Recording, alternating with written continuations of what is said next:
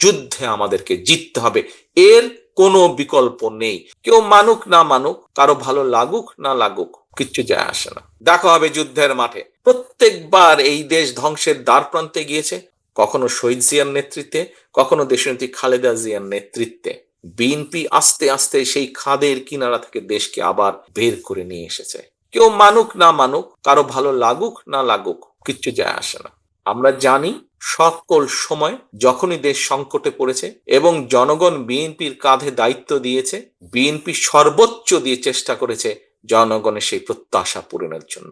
একটি দায়িত্বশীল রাজনৈতিক দল হিসাবে বিএনপি দেশকে যা অতীতে পরিচালনা করে যেরকম খাদের কিনারা থেকে সরিয়ে নিয়ে এসেছে, বিএনপি আবার সেটা করতে পারবে, কারণ পরিকল্পনা একমাত্র বিএনপির কাছে আছে। এটি দায়িত্বশীল দলের যেই ভূমিকা, সেই ভূমিকা পালন করার মতন ক্ষমতা, যোগ্যতা একমাত্র বিএনপির আছে। প্রিয় সহকর্মীবৃন্দ, সময় আছে ঘরে বসে থাকার? সময় নেই। আপনাকে নিয়ে যেতে হবে, আপনাকে চলে যেতে হবে। আমি জানি এখানে আপনারা অনেকেই উপস্থিত আছেন যারা আপনারা হয়তো মনোনয়ন চেয়েছিলেন, আপনাদেরকে হয়তো আমরা দিতে পারিনি, আপনারই আরেক সহকর্মীকে আমরা দিয়েছি। আপনার কাছে এই মুহূর্তে কোনটি বড়, দল না ব্যক্তি? ব্যক্তির চেয়ে অবশ্যই দল বড়। তার মানে নির্বাচনের যখন বিষয় আসবে, আপনাকে দাঁড়াতে হবে আপনার দলের পাশে, আপনার দলের সাথে আপনাকে দাঁড়াতে হবে। এবং নির্বাচন শেষে যখন আপনি জনগণের রায় ইনশাল্লাহ পাবেন, তখন আপনাকে দাঁড়াতে হবে দেশের মানুষের পাশে, তখন আপনাকে দাঁড়াতে হবে দেশের জন্য। আপনাদের সহযোগিতা ছাড়া এই যুদ্ধে কিন্তু আমরা জিততে পারবো না। আপনাদের অলসতা আমাদেরকে এই যুদ্ধে ক্ষতিগ্রস্ত করবে, কিন্তু আপনাদের কঠোর শ্রম এই যুদ্ধে আমাদেরকে জয়যুক্ত করবে। এখন আমরা হেরে যাওয়ার জন্য বসিনি, এখন আমরা সারাদিন কষ্ট করেছি জিতার জন্য।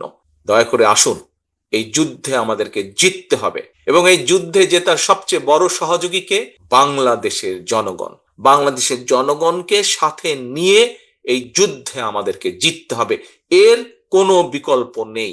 জনগণের সমর্থন নিয়ে আমাদেরকে জিততে হবে, এর কোনো বিকল্প নেই। এবং জনগণের সমর্থন যদি আমাদেরকে নিতে হয়, তাহলে অবশ্যই জনগণের কাছে যেতে হবে।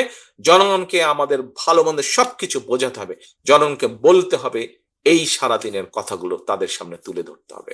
শৃঙ্খলা, ঐক্যবদ্ধতা, জনগণের কে সাথে নিয়ে যুদ্ধে ঝাঁপিয়ে পড়া, এই তিনটি বিষয়ে আপনাদের সহযোগিতা চাই। পাবো ইনশাল্লাহ।